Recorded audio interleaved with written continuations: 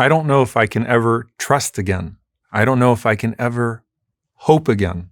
I don't know if I'll ever really feel happy again. These are sentiments that you've probably had yourself after trauma or after something really difficult that happened to you. Or maybe you've heard it from someone else. But the idea is that just because Allah subhanahu wa ta'ala removes the barrier of a difficulty from you doesn't mean that the impact of that is not going to be felt for a very, very long time. And are there du'as that can actually change emotions, that can actually change the way that we feel about the past, present, and future? And the answer is absolutely.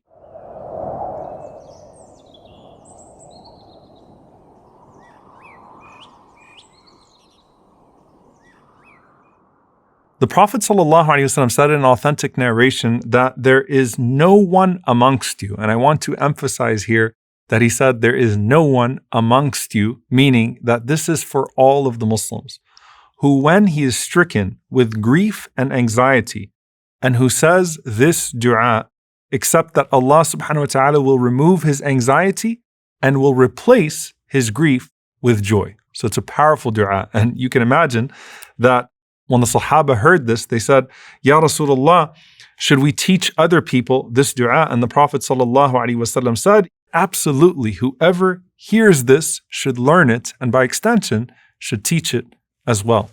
So what is this dua that the Prophet ﷺ is teaching us? It's such a beautiful and comprehensive dua. He said, say, Allahumma inni abduk, ibnu abdik, or you could say, wabnu abdik. Allahumma inni abduk, ibnu abdik, ibnu amatik, nasiyati biyadik, madin fiyya hukmuk, عدل في قضاؤك أسألك بكل اسم هو لك سميت به نفسك أو أنزلته في كتابك أو علمته أحدا من خلقك أو استأثرت به في علم الغيب عندك أن تجعل القرآن ربيع قلبي ونور صدري وجلاء حزني وذهاب همي. So let's look at the beginning. O Allah, I am your slave. I am the child of your male slave and the child of your female slave. Which means what? Number one, it is absolute submission to Allah subhanahu wa ta'ala. The slave does not disobey his master. The slave does not question his master. And this is unlike any type of human relationship. When a person submits themselves to Allah subhanahu wa ta'ala, they find nothing but love, nothing but glory. And the more that someone humbles themselves to Allah subhanahu wa ta'ala, the more Allah honors them. So you're saying from the very beginning, I submit everything to you, Ya Allah. I am your slave, and I descend from humble beings as well. I'm not entitled. I'm just your slave, and I'm pleased to be your slave because that is the greatest station of honor with Allah subhanahu wa ta'ala. And my forelock is in your hand. Now I want you to think about the image of someone who has their forehead in the hand of someone else. What does this represent? It represents that I am completely submitted to you and you have complete control over me. And some of the scholars say it also means the submission of intellect to Allah subhanahu wa ta'ala, right? That I submit my own thinking to your revelation, that you know better than me. And I'm okay with that, right? I'm pleased with that. And I am content with your revelation even when I can't understand your revelation. So first and foremost, I submit myself intellectually to you. And you are in full control over me. Your judgment upon me is assured. مَاضٍ فِي حُكْمُكَ. Meaning what? Everything that Allah subhanahu wa ta'ala has decreed is going to happen, and I'm content with that as well. And on top of that, the expression, عَدْلٌ فِي قَضَاءُكَ. That verily your decree concerning me is just. SubhanAllah, think about a person who turns to Allah subhanahu wa ta'ala and says, life has been unfair, you've been unfair. Why me? Why is this happening to me? Why is this happening to me? The difference between that person and someone who turns to Allah subhanahu wa ta'ala and says, I have no doubt that everything you have decreed for me is just. That you've never been unfair to me, O Allah. And you affirm that in your dua to Allah subhanahu wa ta'ala. مَاضٍ فِي حُكْمُكَ عَدْلٌ فِي قَضَاءُكَ. So all of this is praise of Allah subhanahu wa ta'ala and expressing your submission to Allah subhanahu wa ta'ala. And then you say, I ask you by every single name that you have named yourself with. One of the most blessed ways to have your dua answered is to call upon Allah subhanahu wa ta'ala with a specific name that fits your specific request. So if you're asking Allah subhanahu wa ta'ala for His mercy, you call upon Him as Ar-Rahman. If you're asking Allah subhanahu wa ta'ala for His forgiveness, you call upon Him as Al-Ghafur. If you're asking Allah subhanahu wa ta'ala for His rizq, for His sustenance, you call upon Him as Ar-Razzaq. But here, this is all encompassing. Every single name that you have, oh Allah, I am including it in this dua. The names that you have named yourself with, meaning the ones that I'm aware of, the ones that you have revealed in your book, the ones that you taught to any one of your creation, or the ones that are completely kept to your knowledge in the unseen. Now think about that for a moment. There are names of Allah subhanahu wa ta'ala that we don't even know, that no creation of Allah subhanahu wa ta'ala knows, and the specific dua that you may be asking Allah subhanahu wa ta'ala with might match one of those particular names. And here, you're including it in your dua. So just like when you make istikhara, you say, Allamul Ghuyub, that you know everything that happens in the unseen in regards to this decision that I'm trying to make. Here, oh Allah, whatever name that you have that matches the ask that I have, then I invoke that name even if I don't know that name, and I'm comfortable not knowing that name. So I ask you by every single name that you have, oh Allah, to make the Quran the spring of my heart. Now, by the way, it would be pretty strange to ask Allah to make the Quran the spring of your heart and to not read the Quran. So just like with every other dua, there has to be a deed that matches the dua. So you're resorting to the Quran and you're asking Allah, make the Quran the spring of my heart. What does it mean to make the Quran the spring of your heart? The scholars mention that the spring of the heart means give it life once again. So if you think about dead land, nourish it, give it life once again. Let it spring once again after death.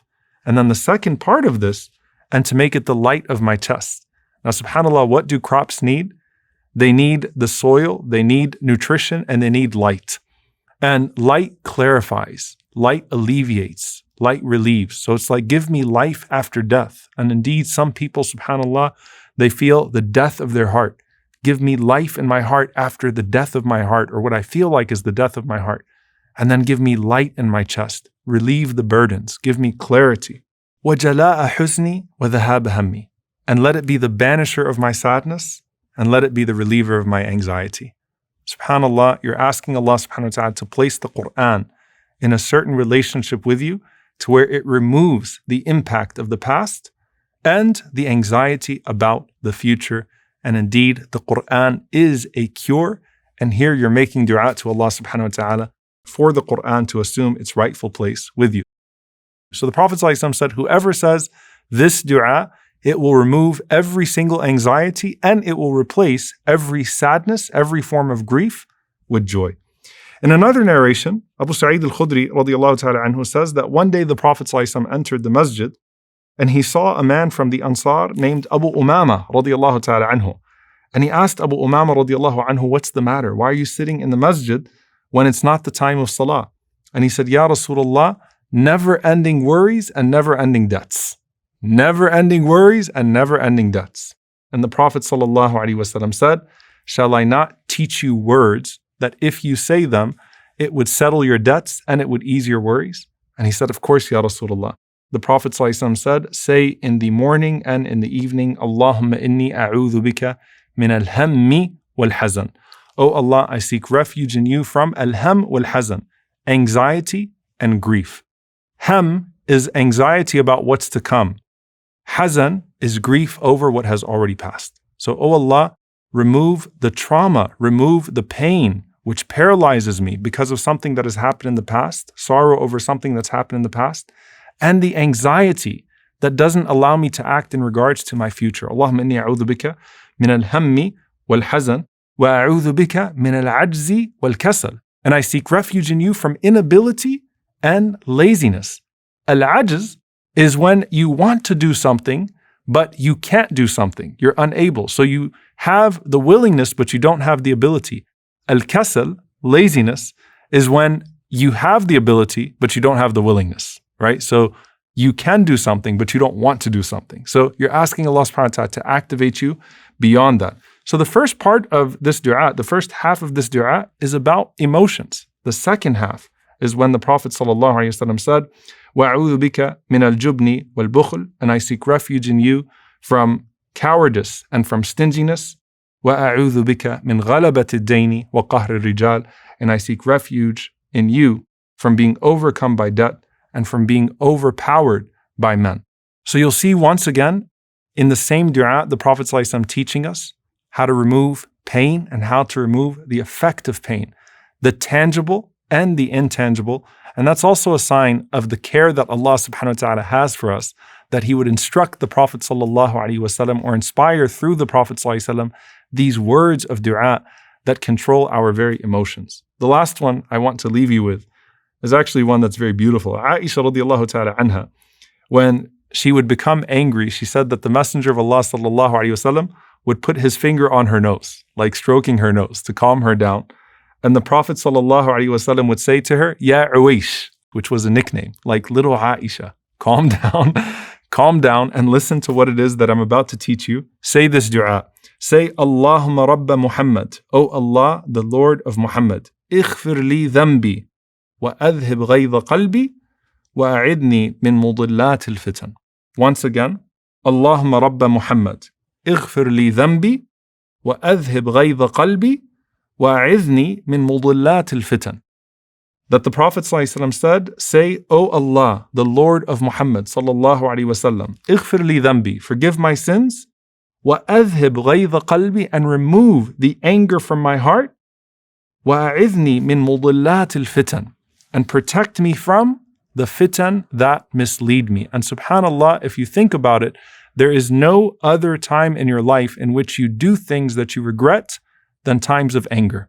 When you do things that harm yourself, and you do things that could potentially take you away from your deen or spoil your dunya.